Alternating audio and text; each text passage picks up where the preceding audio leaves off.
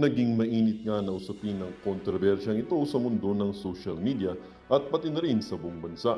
Ngunit bago ang lahat ay kung hindi ka pa nakapag-subscribe sa ating channel na ito ay mag-subscribe ka na upang lagi kang maging updated sa ating mga bagong videos na ina-upload araw-araw. At pindutin na rin ang notification bell at syempre piliin na rin ang all upang maging aware ka kung mayroon tayong bagong video na nai-upload. At sa ating mga matatagal ng supporters or mga viewers ay maraming salamat po sa inyong walang sawang pagsuporta sa ating channel. Huwag din pong kakalimutang mag-iwan ng like sa ating mga videos at syempre i-share na rin ito upang ang ibang tao rin na iyong kakilala ay maging aware din sa kung anong nangyayari sa ating bansa. At kung mayroon ka naman pong hinaing o di kaya opinyon, bukas po ang ating mga comment section para sa inyong mga komento. Muli po, maraming salamat po and God bless. Tayo na po ay panoorin ang buong video.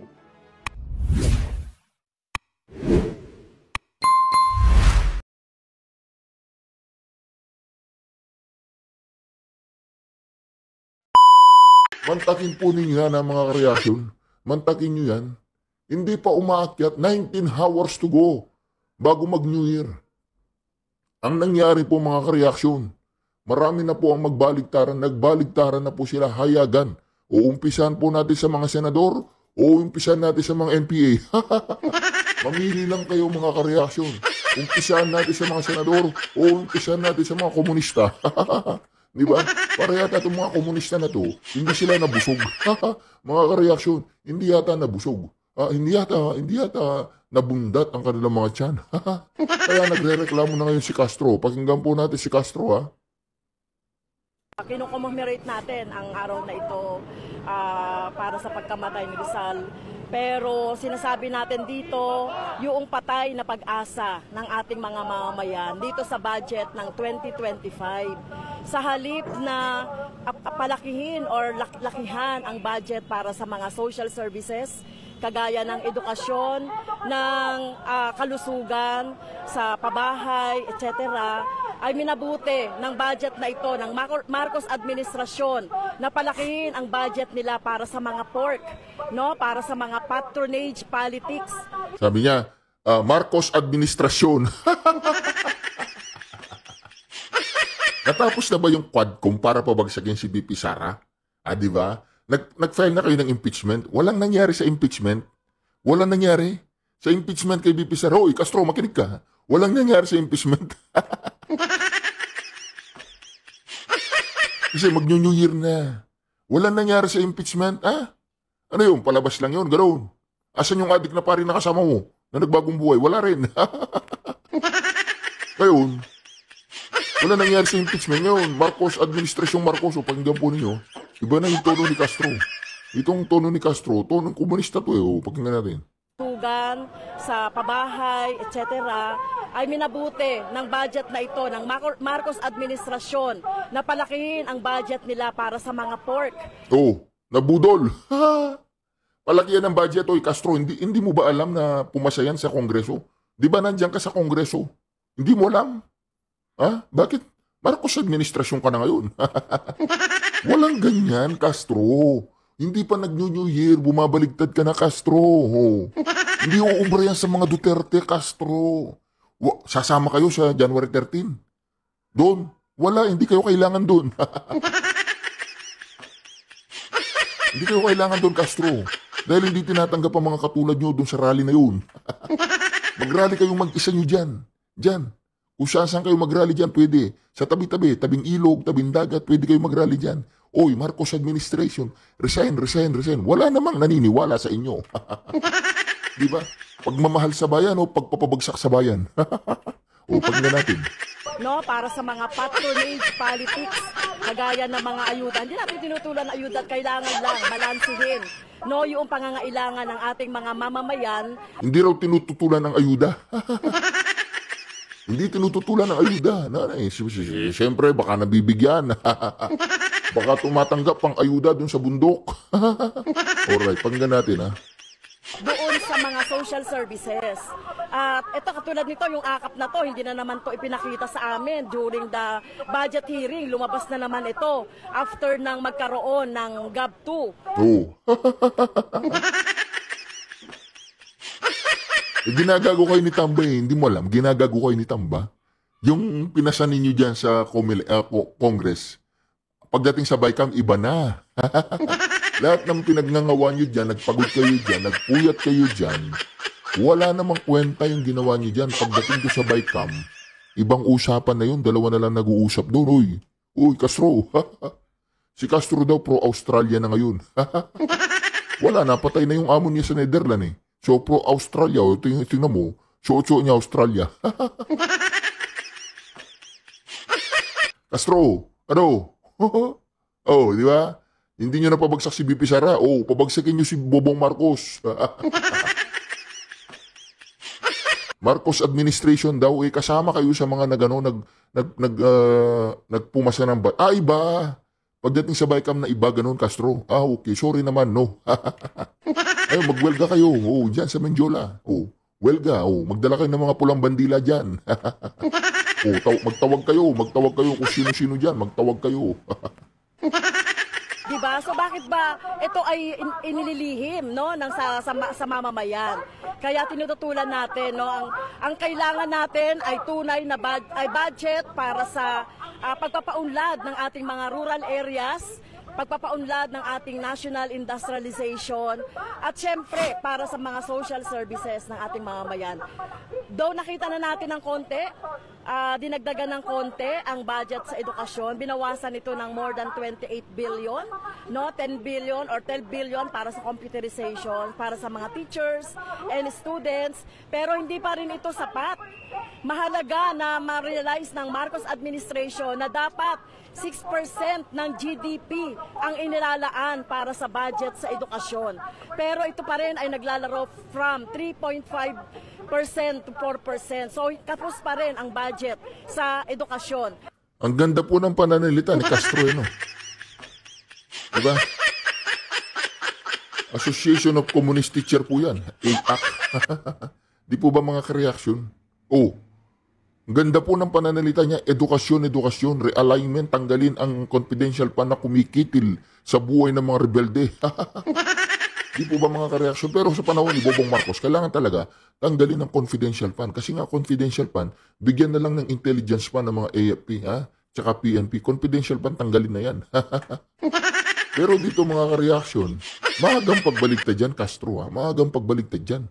Wala namang ganyanan.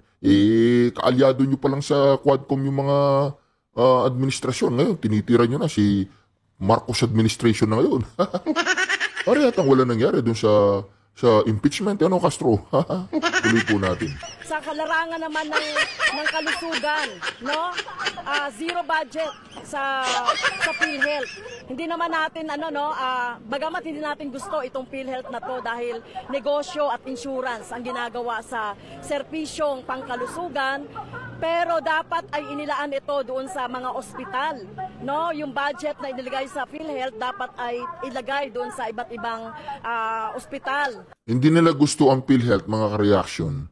Kasi pag rebelde ka, wala kang papelitos. Pag kumuha ka ng PhilHealth, yung tulong, no? Yung benefits sa PhilHealth, hindi pwedeng kumuha ng benefits yung rebelde dyan. Di po ba mga ka-reaction, mahuhuli sila. Si Commander Kukuk, na natambangan sila doon, dali nyo sa ospital, kuha nyo siya ng PhilHealth, huli yan. Kaya ayaw nila yung PhilHealth, di ba? Gusto nila yung paggawa sila ng ospital sa bundok. Yun. Libre-libre yun, ganun.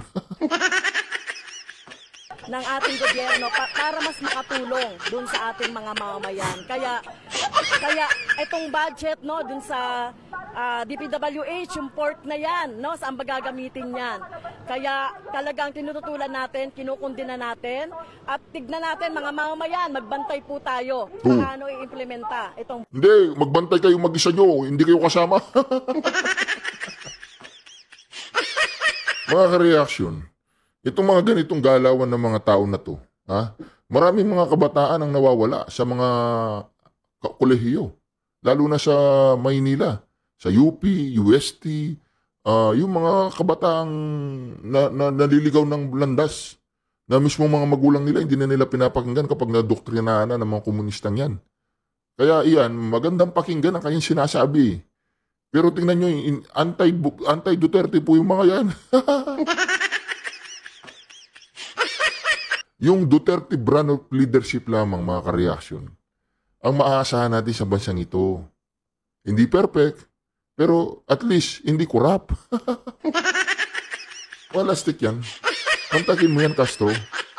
Parang kailan lang kasama mo si Tamba, pinababagsak si Sara. Ngayon tinutulig mo si Bangag nasa Malacanang. Diba mga ka-reaksyon? Oh. Galing pala akong kumanta no? Budget na to ng 2025, igiit natin, no? Igiit ng mamamayan yung talagang pangangailangan nila at pagtutol nila dito sa budget ng 2025. Sinasabi natin sa taong bayan. Isa pa to. Lumitaw din to mga ka-reaksyon. Ang problema po ng mga komunistang to, ang problema nila mga ka-reaksyon, ang problema ng mga to, hindi sila pwedeng sumali sa January 13. Ha? Kasi sa January 13, yung mga pupunta doon ay anti-insurgency, anti-NPA, anti-communist, anti-corruption, anti-child abuse, anti-kidnapping. Kaya pag pumunta ito si Castro at si Brosas, doon sa January 13, doon sa Luneta, ang gagawin ng taong bayan, magdadala sila ng water cannon. Bibili sila ng tig-isang litong tubig, iwa-water cannon sila sa mga tubig nila. Mayag na ganyan yung klase ng budget na meron tayo ngayon. Kaya masusunod-sunod po yung mga aksyon natin para ipaliwanag, magkaroon ng impormasyon ng ating mga mamamayan sa nilalaman ng actual budget. Kasi minsan, parang ang paliwanag ay napakasimple lang na akala mo, yun na yun. Pero pareho lang din naman yan ng mga nakaraang taon na punong-puno talaga ng... Yung mga kabataan dyan, mga maiinit ang dugo pagdating sa pagmamahal sa bayan. Winawarningan ko kayo mga kabataan dyan, huwag kayong makinig sa dalawang yan. Maliligaw kayo ng landas. Huwag kayong makikinig. Makakarating kayo dun sa bundok. Lalo na yung mga magagandang kababaihan natin. Yun, pagpipiestan kayo ng mga commander doon. Pork barrel. Kaya kailangan pong maintindihan ng mga tao na kailangan umaksyon sila sa mga paraan na kakailanganin gawin nila para malaman ng tao na ipinoprotesta natin ito. So, di pa natin alam kung magkakaroon ng mga pagsasampa ng mga kaso sa Supreme Court at kung saan pa tayo umabot. Pero at least ngayon na ipahayag natin. Ang importante kasi malaya nating maipahayag kung ano ang pagtingin at pag-unawa natin sa 2025 national budget na pinirmahan ng Marcos administration. Pinirmahan ng Marcos administration. Diba? Ngayon, baligtad na yung dalawang yan. Anti-administration na sila ngayon. Malaki ang problema nila. Kasi yung taong bayan ayaw nila sa kanila. Pag nag-rally ang mga yan, sila lang. Ayaw na ng taong bayan yung ganyang mga klaseng mga patutsada ninyo, Brosas, Castro. Parang kailan lang kasama mo si Tamba, pinapabagsak si Sara. O di ba mga ka-reaction? Ngayon iba na yung tono. Kasi bakit? Baka hindi nakuha yung gusto. Baka hindi na ibigay ni Tamba yung inihingi ng dalawang yan. Di ba? Magngangawa yung dalawang yan. Di ba? Ngayon, yung mga taong bayan, ay hindi naman sasama sa kanilang mga rally. Kasi alam na nila yung mga patutsada ng mga to di ba? Association of Communist Teacher, ay hindi sasama dyan yung mga teacher. Di ba mga ka-reaction ito? Panggan natin. Serbisyo sa tao! Huwag gawing negosyo! Huwag gawing negosyo! Serbisyo sa tao!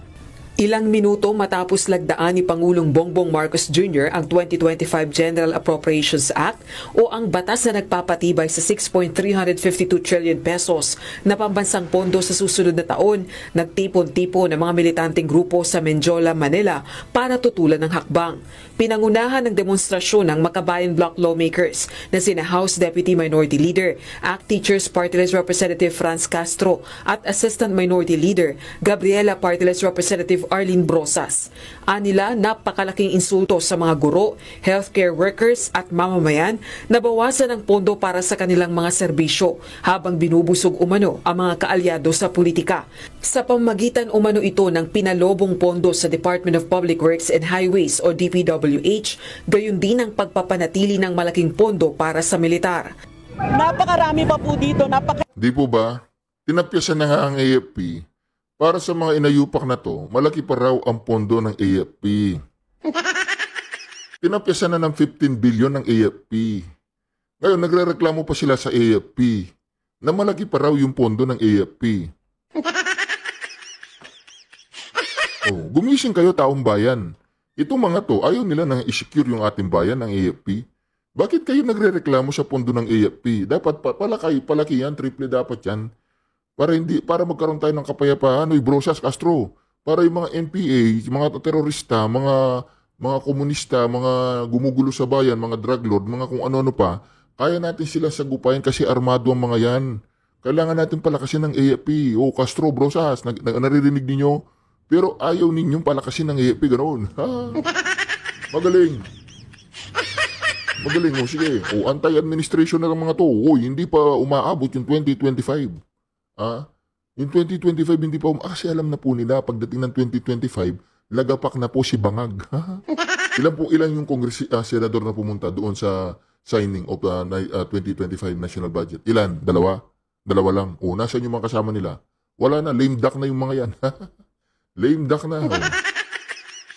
Eskandaloso na napakalaki ng pondo para sa military infrastructures at iba pang mga infrastructures ng DPWH. Doon napunta yung malaking bahagi ng pondo natin eh. Ibig sabihin, mas yun yung pinaprioritize ng current administration. Dagdag pa ng mga ito, hindi rin sapat ang idinagdag na budget para sa sektor ng edukasyon. Tingnan nyo itong mainstream media. Binabalita nila si Brosas at si Castro. Ilan lang silang nagrarally, ilan lang. Pero yung mga tao doon sa EDSA na nagrally, na napakarami nila, wala man lang nag-interview kay Ka Eric, wala man lang nag-interview kay Kap Dado, wala man lang nag-interview sa mga nagwewelga doon. Wala. Hindi pinalabas sa mainstream media. Itong inayupak na mga to, dalawa lang sila nagwewelga. Kasi hawak nila yung mainstream media. Ini-interview sila.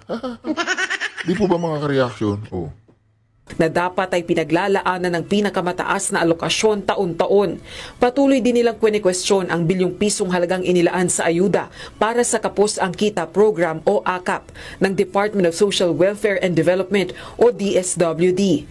Barya lang din naman yung difference ng DPWH budget sa education. Parang token nga, sabi ni Congressman Arlene, kaya talagang ginawa na lang nila ng paraan yan. At itong AKAP na ito, ito na naman, pangalawang taon na naman ito. Kanino ba talaga mapupunta itong AKAP na ito? Giit din nila, hindi sapat ang 10 araw na pagrepaso sa budget at dapat ibinalik ito sa Kongreso para madagdagan ang budget para sa serbisyo publiko. Tokenism ang tawag namin doon. Tokenism kasi yun eh. Lipat natin ito dito, lipat natin ito, dagdagan kunwari natin ito para hindi umangal yung mga tao. Pag-aaralan naman ng Makabayan Bloc lawmakers ang mga opsyon nila kaugnay ng nilagdaang pambansang pondo habang hindi pa nakikita ang buong detalye nito. Akala mo naman merong mga alam itong mga Makabayan Bloc lawmaker na to. Lawmaker ba ang tawag sa mga inayupak na yan o lawbreaker? Yung mga Makabayan Bloc na yan, ilan sila? 3? 4? Ano mangyayari sa atin kung sila yung gagawa ng batas yung mga Makabayan Bloc lawmaker na yan? Ano mangyayari? Kaya nga sinasabi natin dito mga ka-reaction, pumapalag na po yung tinatawag nilang mga Makabayad Bloc. Bayad hindi bayan. Yung mga Makabayad Bloc na kulang sa bayad. Ngayon pumapalag. Punta naman natin yung mga senador. Mga ka-reaction, yung mga senador Pakinggan natin yung mga senador. Anong nangyari sa mga senador? At kaugnay niya, niapila naman ng mga senador sa Korte Suprema ang mga tinapyas na pondo sa higit sa 6 na trilyong pisong inaprobahang pambansang budget sa susunod na taon. Oras na malagdan ito ni Pangulong Marcos Jr. Tiniyak naman ng mga mambabatas ang isa rito na zero budget para sa PhilHealth na anilay labag umano sa saligang batas. Si Mean Corvera, may live report. Mean.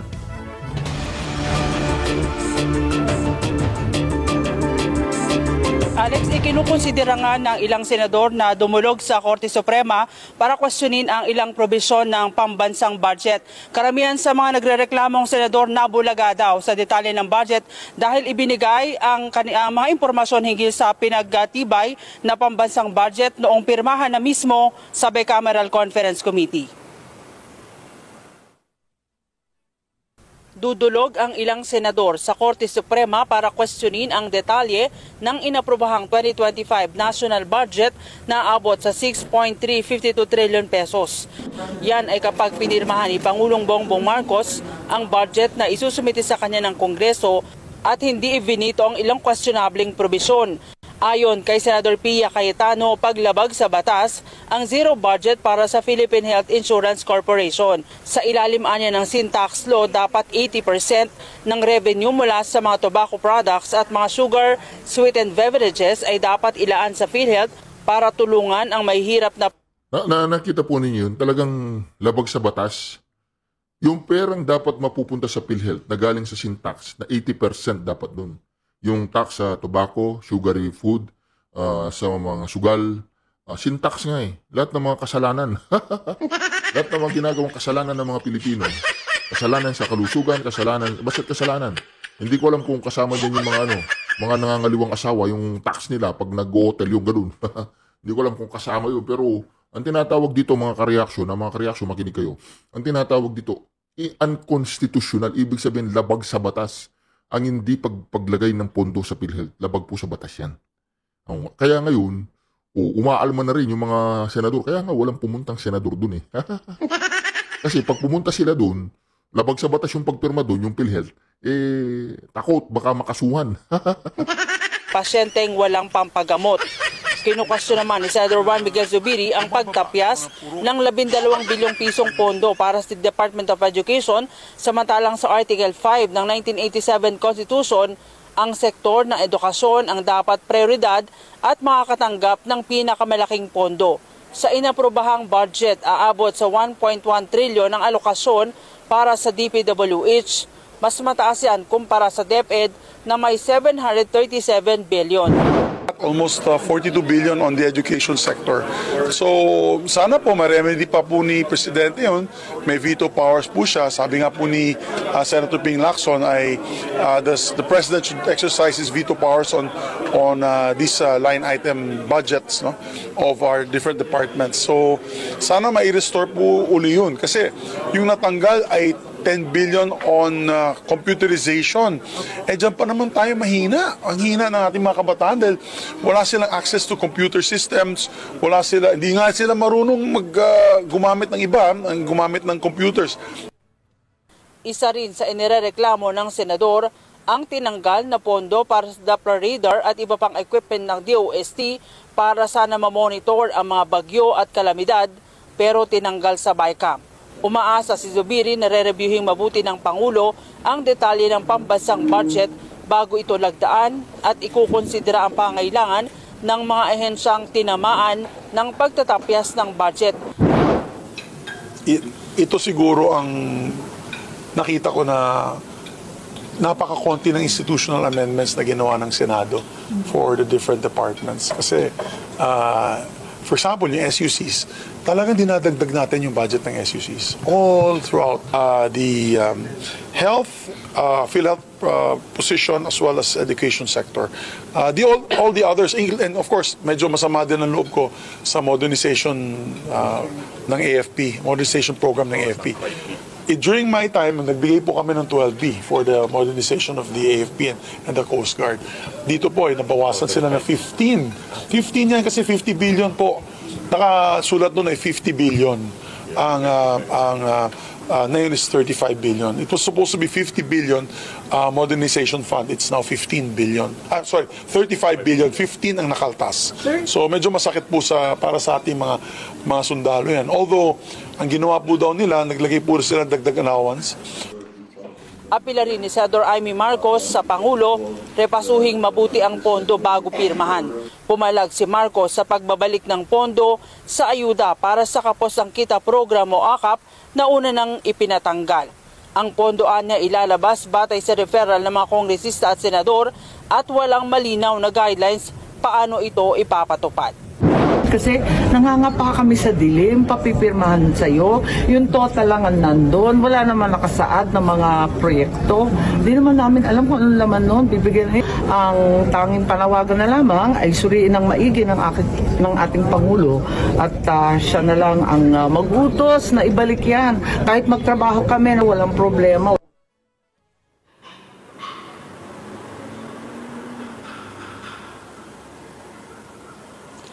Alex, sa Miyerkules ngayong linggo ay ang huling araw ng sesyon ng dalawang kapulungan ng Kongreso. Pero mungkahi ni Senator Amy Marcos kung rerepasuhin ng Pangulo at magdedesisyon na ibalik sa BICAM ang budget, handa raw magtrabaho ang mga senador para baguhin ang ilang detalye, partikular na yung mga provision na kinukwestiyon ng mga mamabatas. Alex. Oo, dahil batid natin na may ilang mga senador na hindi pumirma dun sa sa Bicameral Conference Committee. So mula doon, parang questionable yung naturang inaprubahan ng BICAM. So tingnan natin, Mean. Sige, maraming salamat sa iyo, Mean Corbera. Alright, nakita po ninyo ako, nag-exercise na lang ako di ba? Kasi zero budget po ang PhilHealth, ha? Kailangan dagdagan po natin ang exercise, mga kareaksyon. Huwag po natin pabayaan ang ating mga kalusugan, ha? Kasi ang PhilHealth yan, nag-relax lang. Ha? Wala po yung syntax. Ha? Ngayon, marami na po mga senador. Ha?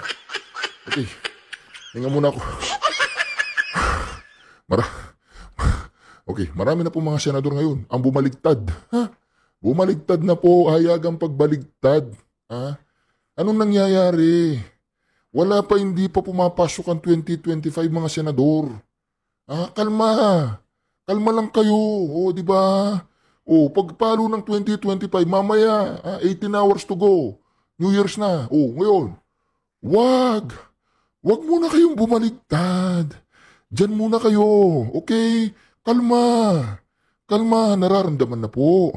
Nararamdaman na po ng mga taong ito na talagang si Bangag Jr., ganyan na, pag ganyan, palanding na, wala na, Ngayon mga ka-reaction, ha?